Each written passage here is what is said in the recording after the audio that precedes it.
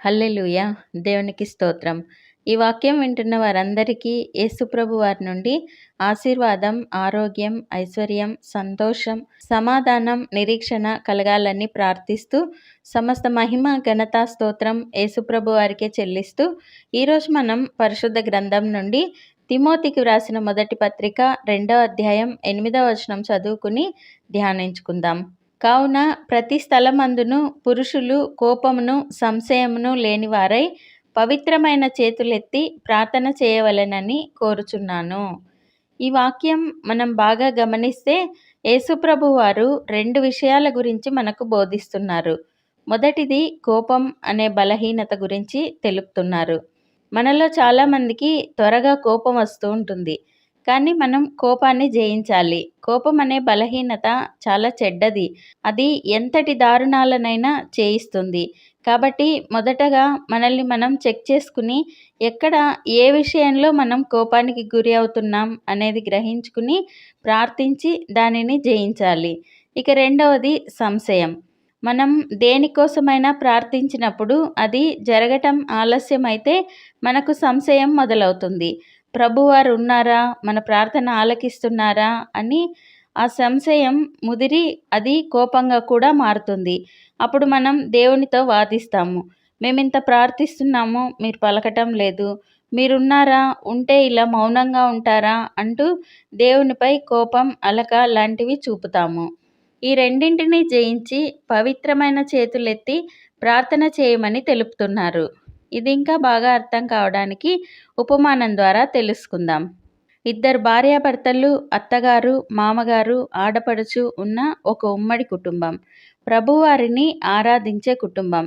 భార్య భర్త ఇంటికి రాగానే ఏవేవో విషయాలు అతన్ని రెచ్చగొట్టేలా చెప్పేది. దాంతో రెచ్చిపోయిన అతను కోపంతో అమ్మ, చెల్లి మీద కేకలు వేసేవాడు.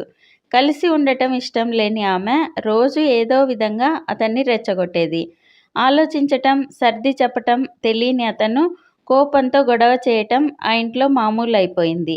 వీటి నుండి విడుదల కోరుతూ ఆ తల్లిదండ్రులు, ఆడపడుచు ప్రార్థిస్తూ ఉండగా అది నెరవేరకపోవటంతో గొడవ జరిగిన ప్రతిసారి వారు ఇంతగా ప్రార్థిస్తూ ఉన్నాము, మా ప్రార్థన వినరా, మమ్మల్ని ఇలా నిందలకు, అవమానాలకు వదిలేశారు, మీరు చూస్తున్నారా, మీరున్నారా అంటూ కోపంగా దేవుణ్ణి నిష్ఠూరాలు ఆడేవారు.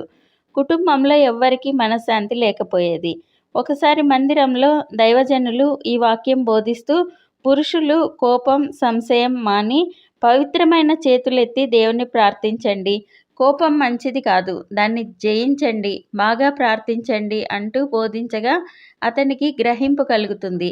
నేను ఇరువురికి సర్ది చెప్పకుండా ఏకపక్షంగా ఉంటూ కోపంతో రెచ్చిపోయి తల్లిదండ్రులను, చెల్లిని దూషిస్తున్నాను అని గ్రహించుకుని ప్రార్థించి కోపాన్ని జయిస్తూ భార్యను, తల్లిదండ్రులను, చెల్లిని సమానంగా చూస్తూ వారి మధ్య గొడవలు రాకుండా వారికి సర్ది చెబుతూ వారిలో ఐక్యతను పెంచసాగాడు. ఎఫెసీయులకు రాసిన పత్రిక 5వ అధ్యాయం 2వ వచనంలో క్రీస్తు మిమ్మును ప్రేమించి పరిమళ వాసనగా ఉండుటకు మన కొరకు తన్ను తాను దేవునికి అర్పణంగాను బలిగాను అప్పగించుకొనెను. అలాగుననే మీరును ప్రేమ కలిగి నడుచుకొనుడి. యేసుప్రభు వారు మనల్ని ఎంతో ప్రేమించి ఆ ప్రేమ ద్వారా మనం లోకానికి మంచి పరిమళమైన సువాసనగా ఉంటూ ఆయన ప్రేమను కనపరచాలని తనను తాను సిలువలో బలిగా అర్పించుకున్నారు. మనం ఆ ప్రేమను లోకానికి కనపరిచి దేవుని ప్రేమ ఇలా ఉంటుంది అని ఆయనకు సాక్షులుగా, ఆయన ప్రేమకు వారసులుగా నిలవాలని ఆయన మన నుండి కోరుకుంటున్నారు.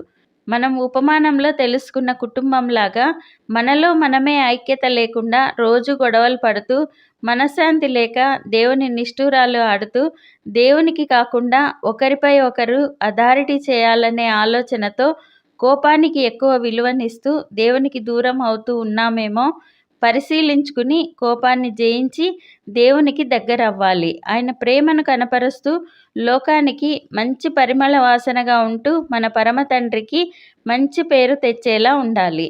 ప్రార్థన చేసుకుందాం. ప్రభువా, దేవా, సర్వాధికారి తండ్రి, మీ పరిశుద్ధ పాదాలకు వందనాలు, స్తుతులు, స్తోత్రాలు నాయనా. మీరు మా జీవితాల్లో జరిగించిన మేలులన్నింటికీ వందనాలయ్యా.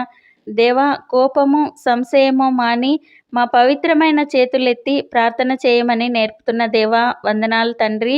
మీరు మమ్మల్ని ప్రేమించి మేము లోకానికి పరిమళ వాసనగా ఉండుటకు మిమ్మల్ని మీరు బలిగా అర్పించుకున్నారు దేవా, వందనాలయ్యా. మేమందరం మీ ప్రేమను లోకానికి చూపిస్తూ ప్రకటించే వారిగా ఉండులాగున మమ్మల్ని ఆశీర్వదించండి. మీ ప్రేమతో నింపండి. ఈ ప్రార్థనలో పాల్గొనే వారికి కోపాన్ని జయించే శక్తిని దయచేయండి. వారి ప్రార్థనలన్నీ ఆలకించండి. మీరు మౌనంగా ఉండక వెంటనే వారి ప్రార్థనలను ఫలింపచేయండి. వారి కుటుంబాల్లో నుండి వ్యాధి లేమిని తీసివేసి స్వస్థత సమృద్ధిని దయచేయండి. కదలని నిలకడగల ఆర్థిక సమృద్ధిని దయచేయండి. వారిని అన్ని రంగాలలో అభివృద్ధి పరచండి. మేమందరం ఈ దేశానికి ఈ ప్రపంచానికి ఆశీర్వాదకరంగా ఉండులాగున ఆశీర్వదించమని నజరేయుడైన యేసుక్రీస్తు నామంలో ప్రార్థిస్తున్నాం తండ్రి, ఆమెన్. మీకు ఏమైనా ప్రార్థన అవసరతలు ఉంటే కామెంట్స్లో తెలియజేయండి. మేము మీకోసం తప్పక ప్రార్థన చేస్తాము. దేవుడు మనకందరికీ సహాయం చేస్తారు. దేనికి కృంగిపోకండి, దిగులు పడకండి, నిరీక్షణ కోల్పోకండి, నిరీక్షణ కలిగి ఉండండి. Thank you Jesus. God bless you.